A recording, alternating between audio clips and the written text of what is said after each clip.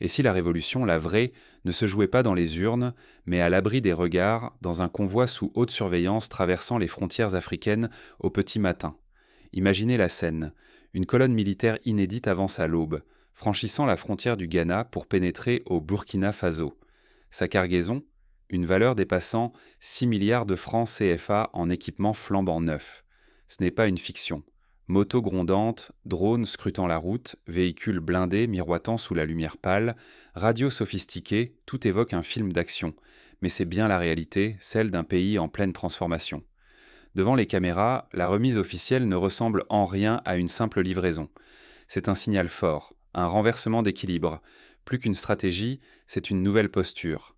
Les volontaires pour la défense de la patrie, longtemps relégués à des moyens dérisoires, reçoivent enfin des outils dignes d'une armée moderne. Pour la première fois, la nation affiche son ambition de se défendre avec ses propres moyens.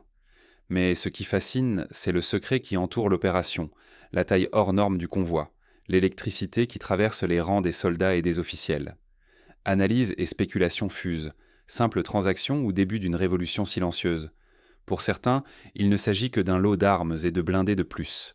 Mais ceux qui connaissent le contexte pressentent que l'enjeu dépasse largement le matériel, car cette livraison incarne un acte d'indépendance, une rupture affichée avec la dépendance à l'aide étrangère.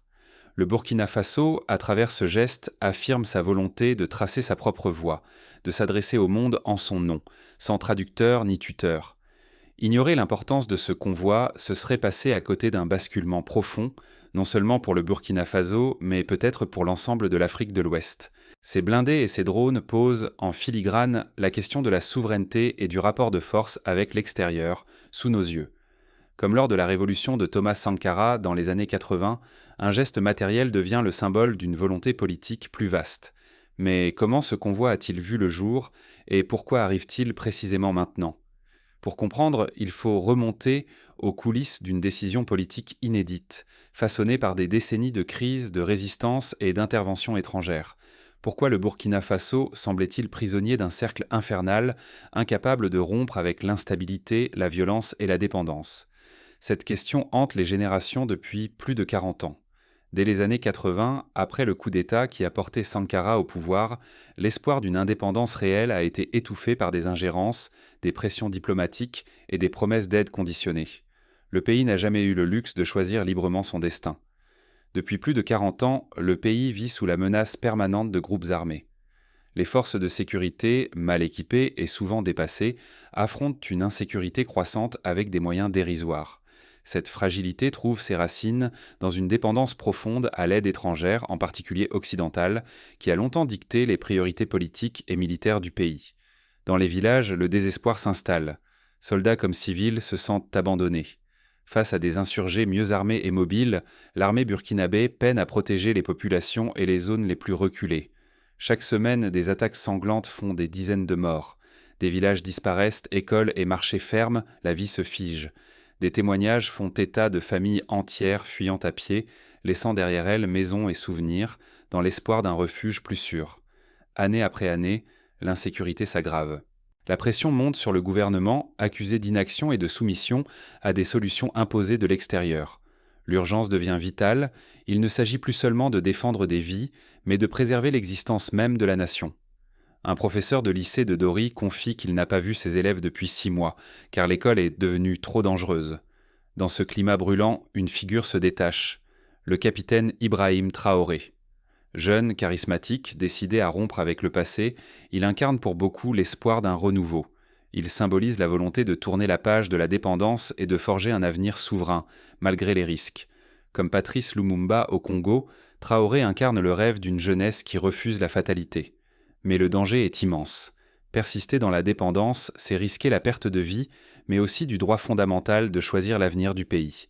La souveraineté nationale est menacée, tout comme la possibilité de réinventer l'histoire de l'Afrique de l'Ouest.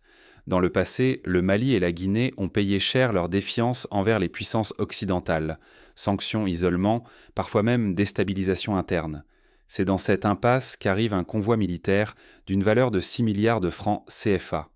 Ce n'est pas une livraison ordinaire, il s'agit d'un pari audacieux sur la capacité du Burkina Faso à se libérer de ses tutelles. Pourtant, derrière l'espoir, de nouvelles incertitudes surgissent déjà. Dans les coulisses du pouvoir, cette opération n'est que le début d'une stratégie plus vaste. Mais la route vers la souveraineté s'annonce semée d'obstacles et de choix décisifs. Les débats internes sont vifs. Comment s'assurer que cette autonomie ne soit pas qu'illusoire? Et si la victoire ne reposait pas sur la puissance de feu, mais sur la renaissance d'une armée enfin dotée des moyens de se battre, c'est tout l'enjeu du convoi exceptionnel qui vient de franchir la frontière, direction Ouagadougou. Hier encore, les volontaires pour la défense de la patrie affrontèrent le danger avec des armes vétustes, risquant leur vie à chaque mission. Aujourd'hui, ils entrent dans une nouvelle ère, celle d'une force modernisée, équipée de véhicules blindés, de drones sophistiqués et de systèmes de communication avancés. Ce n'est pas qu'un simple changement d'arsenal, c'est une révolution tactique et morale. Les drones, discrets mais implacables, scrutent le champ de bataille depuis le ciel. Ils repèrent les ennemis avant toute embuscade, renversant la dynamique de la surprise. Désormais, l'intelligence du terrain prime sur la force brute. La coordination devient instantanée, la riposte chirurgicale. On se souvient des combats de la guerre du Golfe, où l'usage des drones a permis de gagner des batailles avec un minimum de pertes humaines. Les véhicules blindés, massifs et protecteurs dissipent l'impuissance qui rongeait les rangs. Ils offrent un rempart contre les engins explosifs et les tirs embusqués, redonnant confiance à ceux qui, hier, avançaient à découvert. Monter à bord, c'est sentir la peur changer de camp. L'avantage psychologique bascule. En Afghanistan, des études ont montré que la simple présence de blindés réduisait de moitié les attaques contre les patrouilles. La communication, désormais sans faille, transforme la tactique militaire. Un village menacé peut lancer un appel à l'aide et recevoir du renfort sans attendre. Les unités, coordonnées en temps réel, évitent les pièges de la désorganisation. L'armée agit enfin d'une seule voix, efficace et solidaire. C'est ce qui a permis à l'armée israélienne, lors de la guerre des 6 jours, de compenser son infériorité numérique par une organisation parfaite. Derrière ces équipements, une promesse se dessine: reconquérir le territoire, restaurer la dignité et l'espoir. Pour les civils, ce convoi symbolise la fin de la nuit et la possibilité d'un avenir apaisé. Pour les soldats, c'est le début d'une contre-offensive, où chaque victoire compte double sur le terrain et dans les esprits. Un chef de village dans la région du Sahel témoigne: « Nous dormons enfin sans craindre d'être réveillés par les armes ». Mais ce renouveau s'accompagne d'une responsabilité immense. La survie des villages, la stabilité de toute une région dépendront de la capacité à transformer cet élan technologique en victoire concrète. L'échec n'est plus permis. Chaque revers entamerait la crédibilité nationale et l'espoir tout juste retrouvé. La Côte d'Ivoire, après la crise de 2010, a montré comment une armée modernisée pouvait rétablir la confiance, mais aussi combien les attentes étaient en grande. Derrière l'arrivée de ces blindés et de ces drones, c'est toute une vision de la souveraineté qui se joue. Mais à qui profite vraiment cette mutation stratégique et quel risque la nation prend-elle en s'émancipant ainsi de l'aide extérieure? Rejeter le contrôle occidental, mais à quel prix? Le Burkina Faso rompt avec ses anciens alliés, mais s'expose-t-il à une nouvelle dépendance, cette fois aux ambitions de puissances émergentes? Derrière le spectacle du convoi militaire, l'influence russe s'affirme ouvertement. Conseillers sur place, équipements sophistiqués et, dans l'ombre, la présence bien réelle du groupe Wagner. Pour de nombreux analystes, il ne s'agit plus d'aide ponctuelle, mais d'une stratégie calculée. Moscou étend son influence sur le continent, s'appuyant sur des régimes prêts à défier l'Occident. Le Centrafrique a déjà fait cette expérience, voyant ses institutions fragilisées par une dépendance accrue à la Russie. La Chine, elle, avance masquée. Pas de militaires déployés, mais des réseaux de communication ultra-modernes, une diplomatie discrète et une refonte profonde des infrastructures. Pékin tisse ainsi des liens de dépendance silencieuse, rendant le pays progressivement tributaire de ses technologies et financements. Là où l'Occident imposait conditions et contrôles, la Chine promet stabilité et continuité. Mais au Sri Lanka, cette stratégie a mené à une dette insoutenable, forçant le pays à céder le port d'Hambantota. Le choix du Burkina Faso est limpide: tourner le dos à l'aide occidentale, rechercher une autonomie renouvelée et s'entourer de nouveaux partenaires. Mais cette bascule n'est pas sans risque. L'histoire régionale l'a montré, l'indépendance proclamée peut vite céder la place à une tutelle plus subtile, dictée par les intérêts de puissances extérieures. En Angola, l'indépendance vis-à-vis du Portugal a laissé la place à une guerre d'influence entre États-Unis, URSS et Cuba pendant des décennies. Quelles sont les intentions véritables de Moscou et de Pékin? Sécurité, influence, ressources? Rien n'est offert sans contrepartie dans ce jeu mondial. Déjà, certains observateurs préviennent, en tentant de forger sa souveraineté, le Burkina Faso risque de n'être qu'un pion dans une vaste rivalité géopolitique. Le piège de la dette ou du contrat léonin n'est jamais loin. Ce virage attire l'attention. D'autres pays scrutant la trajectoire burkinabé, hésitant à rompre à leur tour avec l'Occident pour rejoindre l'orbite sino-russe. En quelques mois, le Sahel s'impose comme le nouveau champ de bataille d'influences rivales, où chaque choix pèse bien au-delà des frontières. On se souvient de la conférence de Bandung en 1955, où de nombreux pays africains cherchaient déjà à s'affranchir des blocs, sans toujours y parvenir. Aujourd'hui, le Burkina Faso joue son avenir sur une ligne de crête. Indépendance authentique ou nouvelle vassalité, la frontière est son ténue. Miser sur de nouveaux alliés, c'est espérer une rupture. Mais c'est aussi accepter l'incertitude d'un monde où les intérêts des géants ne rejoignent pas toujours ceux des peuples. Comme en Éthiopie, où après avoir accueilli aide russe et chinoise, le pays a dû composer avec les exigences contradictoires de ses partenaires. Mais comment cette réorientation est-elle perçue par la population burkinabé, prise entre espoir et inquiétude ? L'avenir du pays se joue désormais autant dans les rues de Ouagadougou que dans les coulisses internationales. Les médias locaux diffusent des débats passionnés, alternant enthousiasme et méfiance. Et si la vraie victoire ne résidait pas seulement dans la brillance des véhicules neufs, mais dans l'éclat d'espoir aperçu dans les yeux des enfants.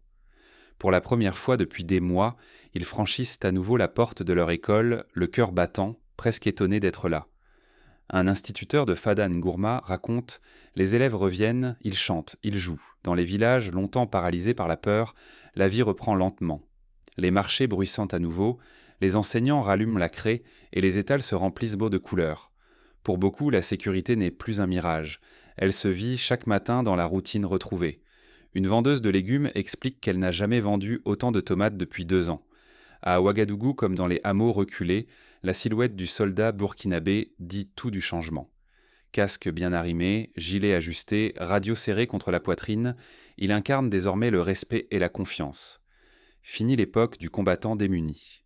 Les volontaires pour la défense de la patrie affichent l'image d'une armée décidée à protéger, à rassurer, à rendre sa fierté au pays. Mais ce convoi n'a pas d'effet que local. À Bamako, Niamey ou Abidjan, nombre de regards suivent de cette démonstration d'audace. Le message traverse les frontières. Un autre modèle et c'est possible. Pour une génération entière de jeunes Africains, ce moment devient l'étincelle qui prouve que l'on peut refuser la dépendance et écrire enfin sa propre histoire. Pourtant, la route reste périlleuse.